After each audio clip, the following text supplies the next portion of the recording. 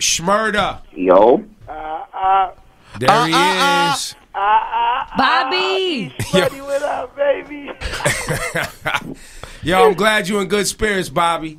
Big E, what up, man? Yo, what's up, sir? Listen, first of all, your man Fetty, let's big him up for setting this up, and your mom, for you to be able to check in and give your side of everything, because there's a lot of rumors going on about what's happening with you. Yeah, I hear that all the time, man.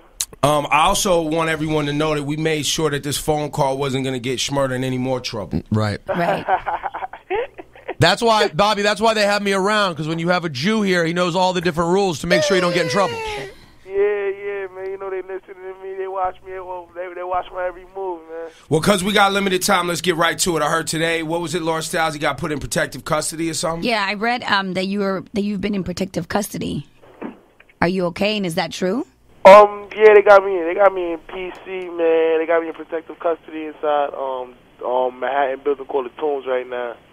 Why is that? What happened? Court orders. At first, me and Rowdy, we had stuck it up. We was in intake before they take you up. They had us sleeping in there for like 2 days. I was like, nah, my back's starting to hurt, man. We going upstairs. So have you and Rowdy been together this whole time?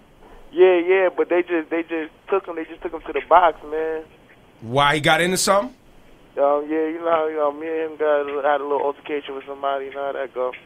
Damn, man. So man. they testing you in there a little bit. You know how to let your nuts hang. So let's go to the night that everything went down at the studio. You know, you was in there. You had people with you. Is what we're hearing about that night and the artillery and guns and things they found? Is that true? Nah.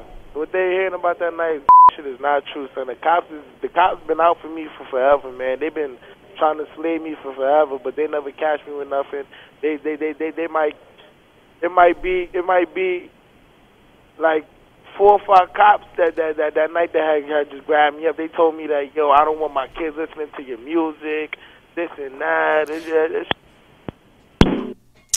Hello? Damn. They disconnected it. No. Oh. That really just happened? Yeah, they could disconnect the line. No way. Just because he's talking that. Yeah, they control the line. But I had a follow-up question. I was very excited It about. don't work like that, bro.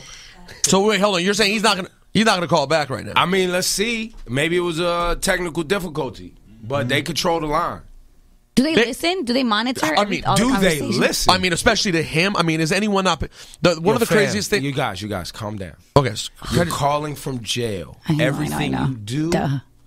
say, call, receive it's jail. But what I'm saying is there are some people who they care about more, and as we can tell, the thing I wanted to ask him is, why is it just the music that has given the cops such a hard on for this guy? Because I'm waiting for the phone to ring back again. What I was about to say right there, and I tweeted this some time ago, and I put this on my Instagram, was I have firsthand accounts of people who were there when the whole thing went down with GS9 at the studio that said to me, and these aren't, Bobby's friends. These are people that work at the studio, and it was actually more than one person that literally said, police, I can't believe that you guys are supporting this kid and helping him make music.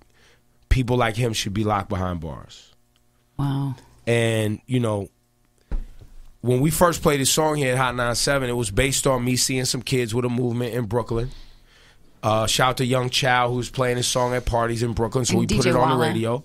And it blew up because that's what the kids was into. And when I say kids, I mean 18, 20-year-old kids. But hold on. But also, on the flip side of that, we don't know what the police's relationship with them was previous to that. So if they'd been going back and forth with this group of kids already and the song blew up, they could have been like, I can't believe the radio is playing these kids who we've already been gunning for. True. We don't know. I'm not saying that's... And if you look at our first interview with Bobby and Roddy Rebel, when we had him up here, I said to him, look, man, y'all got to clean up your act or this stuff will come to an end real fast. And apparently, it's come to an end real fast. So far, yes. This is just the first chapter. And look, and shout out to Bobby. I'm going to try to, hopefully it was a technical difficulty. We don't know. Let's try to get him back on the line. And if it was, they cut off his line, then there it goes.